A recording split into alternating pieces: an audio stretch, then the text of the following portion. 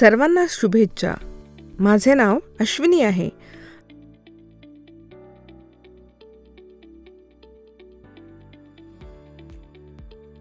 आणि मला आशा आहे की तुम्ही सर्वजण ठीक असाल. आज आपण पावसापासून मिळणाऱ्या पाण्याबद्दल चर्चा करूया. या धड्याच्या भाग पहिल्यामध्ये आपण टाक्या बद्दल शिकलो.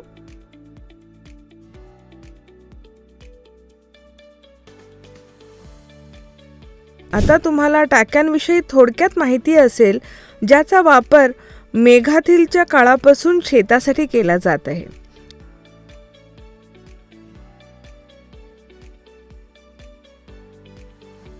आजच्या सत्रात आपण भूजलाबद्दल बोलू.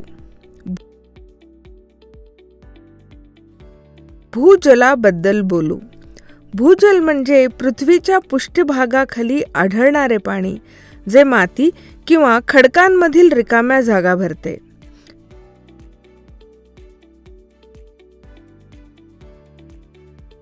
ते पृष्ठभागावरील पाण्यापेक्षा वेगळे आहे, जे महासागर, तलाव किंवा नद्यांमध्ये वाहते.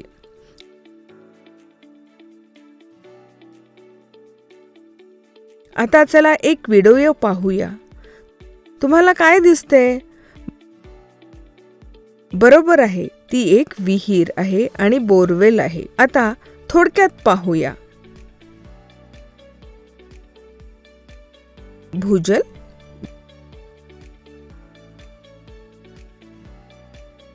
भूजल पुनर्भरण, भूजलाची गुणवत्ता, भूजलाचा वापर. या धड्यातील कीवर्ड्स: अभेद्य खडक म्हणजे कॉम्पॅक्ट खडक असतात, ज्यांचे छिद्र नसतात आणि ते पाणी आत जाऊ देत नाही किंवा त्यातून जाऊ देत नाहीत. अभेद्य खडकांमध्ये छिद्र असतात आणि ते त्यातून पाणी जाऊ देतात.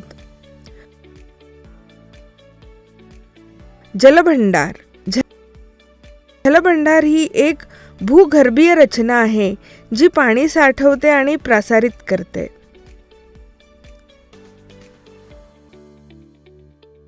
मागालिथीचे वय. मागालिथ हे मोठ्या दगडांपासून बनवलेले स्मारक आहेत आणि मानवनिर्मित सर्वात जुने अस्तित्वात असलेली संरचना आहे. संकल्पना नकाशा.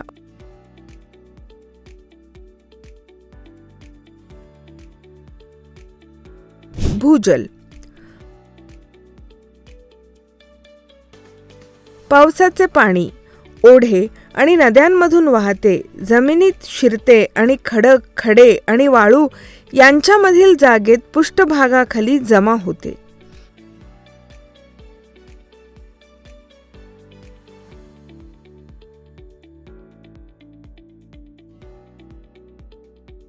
हे भूजल विहीर आणि बोरवेलमध्ये सुद्धा मिळवता येते.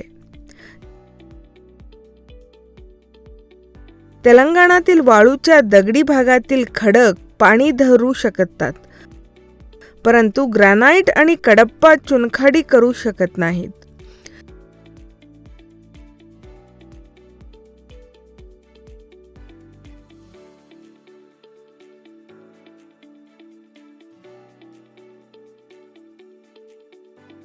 तेलंगणातील मातीखालील बहुतेक खडक अभेद्य आहेत. नद्याजवळ वाळू, माती आणि खडांचे खोल थर असलेले क्षेत्र आहेत, जिथे पाणी नाचते.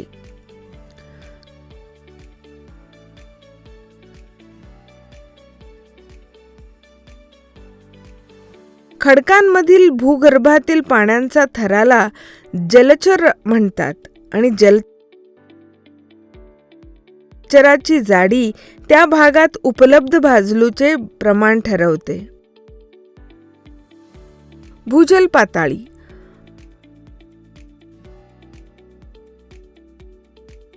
आकृतीत दाखवल्याप्रमाणे विहिरीची मधली पाण्याची पातळी पाहूया, जी 5 मीटर खोलपर्यंत पाणी पोहोचू शकते हे दर्शविते.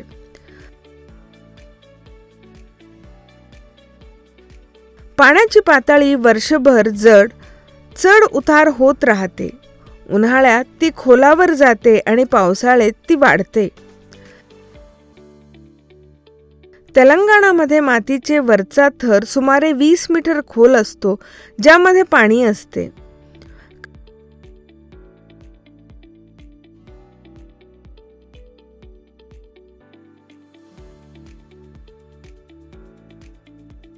खडकांमध्ये खोल भाग 50 ते 100 मीटर खोलापर्यंत पोचतात, ज्यामुळे पाणी देखील साचते.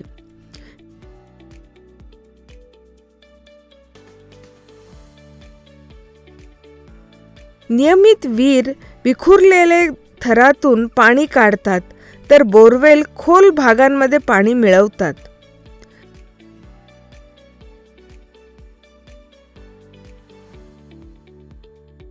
काही भागात कडप्पा, चुनखडीसारखे खडक त्याजातील अंतरामध्ये पाणी साचू देतात.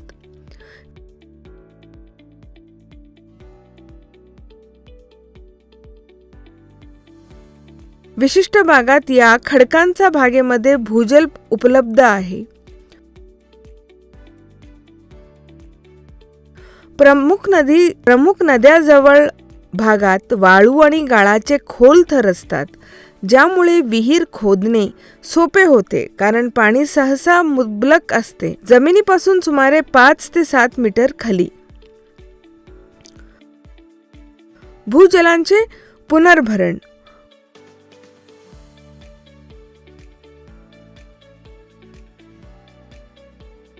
मोकळ्या जमिनीवर पाणी जलद वाहते, परंतु वनस्पती आणि बंधारे ते मंदावू शकल्यामुळे पावसाचे पाणी जमिनीत झिरपते आणि भूजलाचा पुनर्भरण होतो.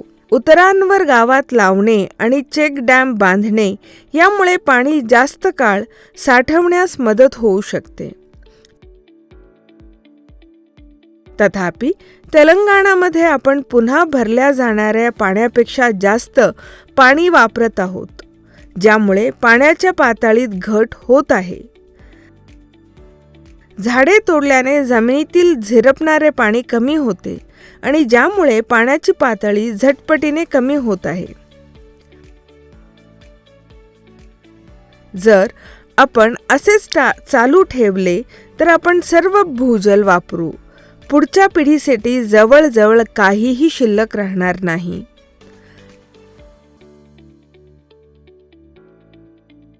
आपल्या प्रदेशात दरवर्षी काही महिन्यांपुरता पाऊस मर्यादित असतो, म्हणून आपण उर्वरित वर्ष भूजलावर अवलंबून नसतो.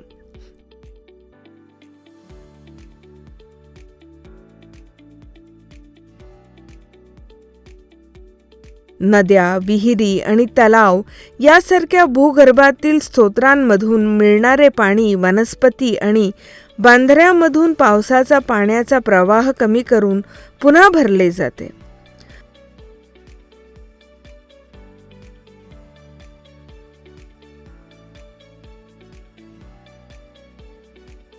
झाडे, गवत आणि बंधारे भूजलाची पातळी वाढवण्यासाठी वापरले जातात.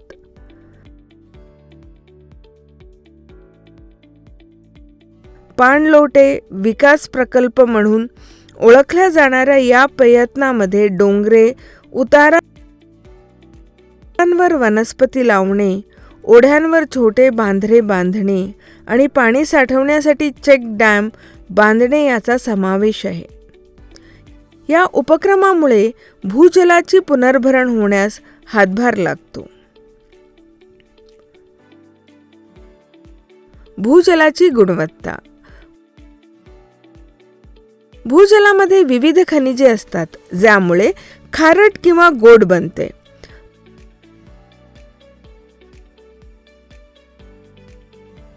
पाण्यातील खनिजे खालील खंडकामुळे आणि मातीतून येतात.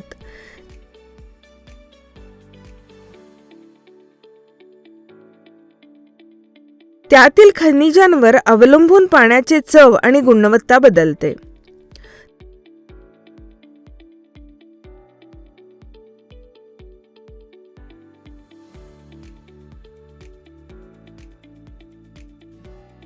तेलंगणाच्या काही भागात सोडियम, फ्लोराईड, क्लोराईड, लोह, नायट्रेट इत्यादी खनिजे मुबलक प्रमाणात आहेत.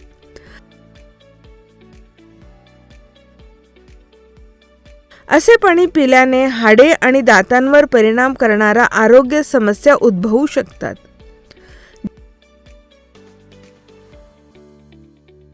जास्त खनिजे काढून टाकण्यासाठी पाण्यावर प्रक्रिया करणे महत्त्वाचे आहे.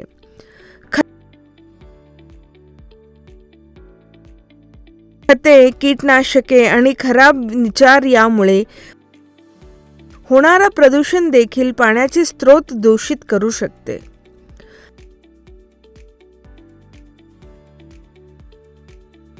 आपल्या देशात ही समस्या वाढत आहे.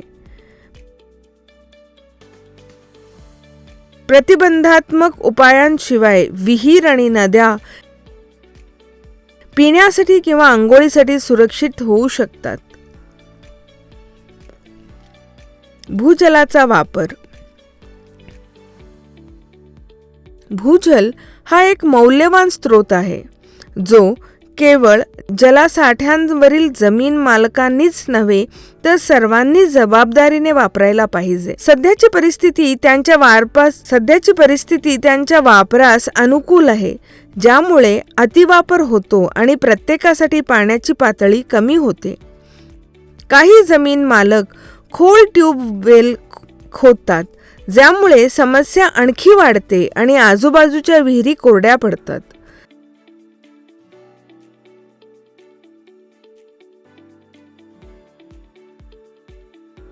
जर आपण आपला दृष्टिकोन बदलला नाही आणि भूजलाचा अधिक शाश्वत वापर करून केला तर खोल ट्यूबवेलवर अवलंबून असलेल्यांना सह सर्वांनाच त्रास होईल.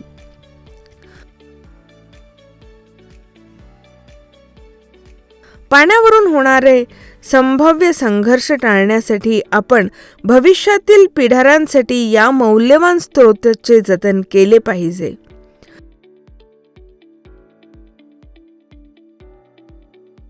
खूप उशीर होण्यापूर्वी आपण पाण्याचा वापर आणि संरक्षण करण्याचे मार्ग शोधले पाहिजेत.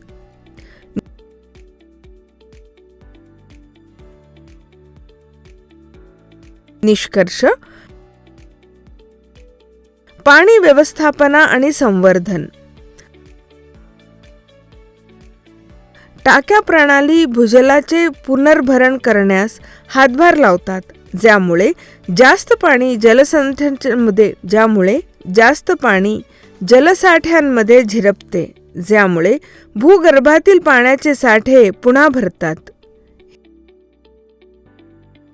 हे मातीची धूप नियंत्रित करण्यास आणि वाहून जाणारे प्रमाण कमी करण्यास देखील मदत करतात, ज्यामुळे एकूण मातीचे आरोग्य सुधारते.